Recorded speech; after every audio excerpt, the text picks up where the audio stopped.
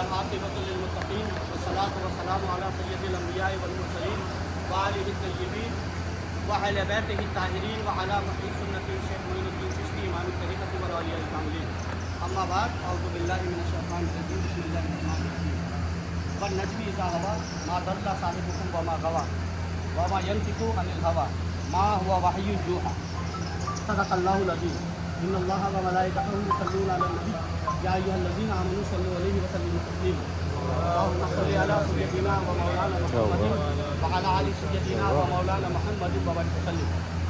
دوستو، میں نے جن آیہ کریمہ کی تلاوت کا شرف حاصل کیا وہ آیہ کریمہ سورہ نجم کی 4 آیات کا میں نے تلاوت کا شرف حاصل کیا۔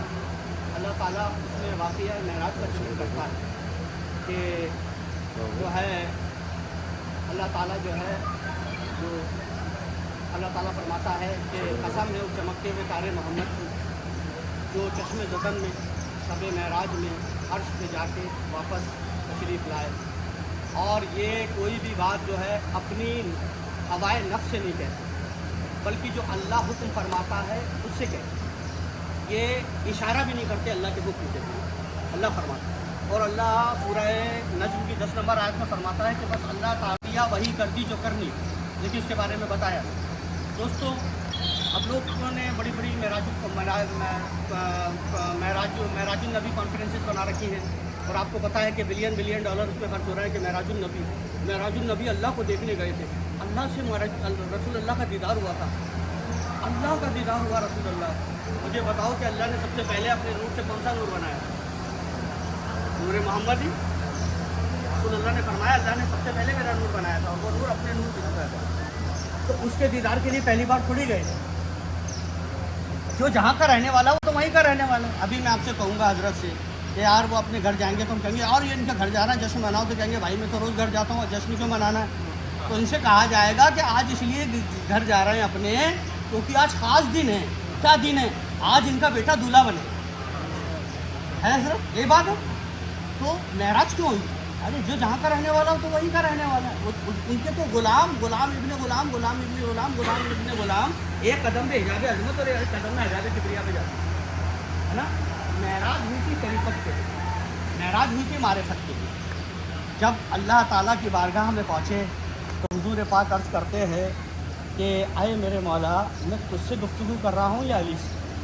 تو اللہ پاک فرماتا ہے تو مجھے سے گفتگو کر رہا ہے، مگر تو علی سے بہت پیار کرتا ہے، اس لیے اس کی آواز میں تجھ سے گفتگو کر رہا ہوں۔ اور کیونکہ خواجہ قطب کی بارگاہ میں ہیں، کچھ اور بھی خاص گرم باتیں ہیں وہ میں نہیں کر سکتا کیونکہ بات زیادہ بڑھ جائے گی، لوگوں تک پہنچے گی۔ تو بہرحال یہ بات تو باقاعدہ مستند کتابوں میں جو میں آپ کو بتا رہا ہوں۔ اب اللہ تعالیٰ سے وہ بیعت ہوئی، جیسا کہ آپ سارے صابری چشتی سب جانتے ہیں، بیعت کے لیے بلایا اور طریقت اور معرفت کی دولت دینے کے لیے بلایا۔ اب وہ جو 90,000 راز اللہ تعالیٰ نے حضور کو بیعت فرما، کیونکہ حضور کا مرشد اللہ کے علاوہ کوئی نہیں سکتا تھا، وہ بیعت فرما کر اور وہ تبرکات مصطفی اور 90,000 راز دے کر دنیا میں بھیجا اور کہا یہ علی کو دے دو۔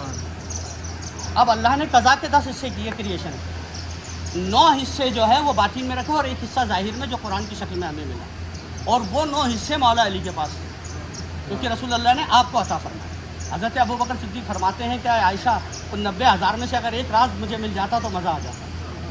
وہ 90,000 راز مولا کائنات کو عطا ہوئے، اور وہ 90,000 راز جو مولا کائنات کو عطا ہوئے، اور ان سے پوچھا گیا کہ یہ جو خرقہ مجھے اللہ نے دیا ہے، جو خرقہ اللہ نے رسول اللہ کو عطا فرمایا بیعت کر، اگر میں تمہیں دوں تو کیا کروں؟ تو آپ نے فرمایا میں لوگوں کی عیب پوشی کروں گا۔ کہا اللہ نے یہی حکم دیا تھا کہ جو یہ کہے اس کو دے دے، تو علی یہ لو۔ اور وہ جو تبرکات مصطفی علی کو ملے تھے، اور خرقہ ملا تھا معراج سے جو خلافت لے کر آئے تھے رسول اللہ، معرفت کی طریقت کی، جسے خلافت کبریٰ کہتے ہیں، بڑی خلافت، وہ آپ نے لا کے مولا کائنات کو عطا فرما دی ہے نا۔ اب مولا کائنات کو عطا تو فرما دی، لیکن ابھی اعلان نہیں ہوا، جیسے نبوت تو مل گئی مگر اعلان نہیں ہوا۔ اب جب غدیر کا موقع آیا اور جبرائیل نے آ کر کہا کہ ہم آپ کو، اب اللہ آپ کو طلب کر رہا ہے، اب آخری نبی ہو، آپ کے بعد تو ہدایت والا نہیں ہوگا، پیدا نہیں ہوگا۔ اچھا تو پھر میری امت کی ہدایت کون کرے گا؟ جبرائیل بولے اولیاء کریں گے۔ اب نبوت ختم ہے تو پھر میری امت کا ولی کون ہوگا؟ بولے پہلا ولی علی ہے، جہاں سے ولایت جاری ہوگی۔ ٹھیک ہے، تو کہا اعلان کر دو. اب حضور اعلان نہیں کر رہے ہیں, بڑے مسئلے ہیں, جان کا خطرہ ہے. اللہ فرما رہا کسی سے مت ڈرو, مجھ سے ڈرو, اعلان کرو. نہیں فرما رہا. اللہ پاک نے پھر آیت نازل فرمائی. میں سورہ مائدہ کی 67 نمبر آیت بتا رہا ہوں آپ. تو اللہ نے کہا کافروں سے اللہ تمہاری حفاظت کرے گا. اے نبی اعلان کرو جس کا حکم تھا, جو معراج میں تم نے علی کو دیا تھا, جس کا اعلان کرنا ہے. آج آپ کا یہ آخری سال ہے, اب میرے پاس آنا ہے, تو قوم کا رہنما مقرر کر کر آؤ, امام مقرر کر کر آؤ, جو قیامت تک دین کو چلائے. جس درگاہ میں ہم بیٹھے ہیں نا, یہی اولیاء قیامت تک دین کو چلائیں گے اور چلاتے آ رہے. پھر آپ نے کیا کیا؟ نہیں اعلان کیا. تب آپ نے ایک سخت لہجے میں رسول اللہ صلی اللہ علیہ وسلم سے بات کی. اللہ پاک نے اتنا سخت لہجہ اللہ نے کبھی نہیں اپنایا. کیا ہے نبی, اگر آپ نے اعلان نہ کیا تو ہم سمجھیں گے آپ نے رسالت کا کوئی حق ادا نہ کیا. اب اندازہ لگا لو ولایت کتنی بڑی چیز ہے. کیا دنیا ولایت کے لیے بنی تھی؟ پھر مولا کائنات کا آپ نے ہاتھ اٹھایا. غدیر کے موقع پر جوحفہ نام کی ایک جگہ ہے جہاں پر میقات ہے, سیریا اور عراق پر. وہاں سے میں نے بھی احرام باندھا ہے اور میں نے زیارت کی غدیر کو. آپ نے ہاتھ بلند کر کے فرمایا کہ تمام جتنے بھی صحابہ ہیں 1,24,000 کو سن لے کہ من کنت مولاہ فہذا علی مولا. ہاذا کا مطلب علی, اللہ کی صفاتی نام دی. کہیں ایسا نہ ہو لوگ کہہ دیں کہ وہ اللہ کے لیے کہا, اس لیے کہا ہاذا, یہ علی, وہ علی نہیں, یہ علی. ہاذا مطلب یہ, ذالک کا وہ. من کنت مولاہ فہذا علی مولا, جس کا میں مولا ہوں اس کا یہ علی مولا ہے. اور سب سے باقاعدہ 3 دن وہاں رکے اور سب سے بیعت بھی کروائی تھی علی کی. جتنے صحابہ تھے 1,24,000. اور جب مولا کائنات اسٹیج سے ممبر سے نیچے اترے, اونٹوں کے ممبر سے, تو سب سے پہلے حضرت عمر فاروق نے مبارکباد دی تھی کہ مبارک ہو یا علی, آج سے آپ مومن عورتوں اور مومن مردوں کے مولا ہو. تو اسے کہتے ہیں عید غدیر. آج جو دن ہم منانے جا رہے ہیں, آج 18 ذی الحجہ عید غدیر ہے, اور خواجہ قطب الدین بختیار کاکی رضی اللہ تعالیٰ عنہ کی بارگاہ میں منانے جا رہے ہیں. اور اجمیر سے بھیجا گیا ہے منانے, لیکن مجھے پتہ نہیں تھا یہ منانے جا رہا ہوں. مجھے معلوم بھی نہیں تھا کہ کل 17 تاریخ ہے اور آج 18 ہے. مجھے ٹرین میں پتہ چلا کہ آج 17 ہے کل اور یہ 18 ہے, اور حکم ہو گیا کہ خواجہ قطب میں ہی یہ غدیر منانی ہے نا. اچھا, غدیر کا تعلق شیعوں سے نہیں ہے, غدیر کا تعلق بے طریقت والوں سے بھی نہیں ہے, غدیر کا تعلق تصوف والوں سے ہے. کیونکہ یہ جو اعلان ہوا تھا خلافت کا, یہ سنی اور شیعہ سمجھ رہے ہیں کہ یہ خلافت صغریٰ کا اعلان ہوا تھا. وہ پہلی خلافت, دوسری خلافت, تیسری ہوتی ہے. نہیں نہیں نہیں, یہ ولایت کی خلافت کا اعلان تھا. جو خلافت جاری تھی, جاری ہے, جاری رہے گی. اور مولا کائنات کو جو تبرکات مصطفی معراج میں ملے تھے وہ امام حسن بصری کو ملے. وہاں سے واحد بن زید کو آئے, وہاں سے فضیل ابن عیاض کو آئے, وہاں سے ابراہیم ادھم کو آئے, وہاں سے حذیفہ مرعشی کو آئے, وہاں سے حبیرۃ البصری کو آئے, وہاں سے ممشاد الدین ولی کو آئے, وہاں سے ابو شاہ شام چشتی کو آئے, وہاں سے ابو احمد عبدال کو آئے, وہاں سے ابو محمد مرتضیٰ چشتی کو آئے, وہاں سے خواجہ نصیر ابو یوسف چشتی کو آئے, وہاں سے خواجہ مودود چشتی کو آئے, وہاں سے حاجی شریف زندانی کو ملے, وہاں سے خواجہ عثمان ہارونی کو ملے, وہاں سے وہی معراج جو معراج میں اللہ نے دیا تھا رسول اللہ کو, فرقہ جس کے پاس وہ ہے وہی اصل طریقہ ہے. وہاں سے خواجہ معین الدین چشتی حبیب اللہ تک آئے, وہاں سے خواجہ قطب الدین بختیار کاکی رضی اللہ تعالیٰ عنہ تک آئے, وہاں سے حضرت بابا فرید گنج شکر رضی اللہ تعالیٰ عنہ تک آئے, وہاں سے حضرت محبوب پاک تک آئے, وہاں سے خواجہ نصیر الدین تک وہی تبرکات جو معراج میں رسول اللہ کو ملے تھے.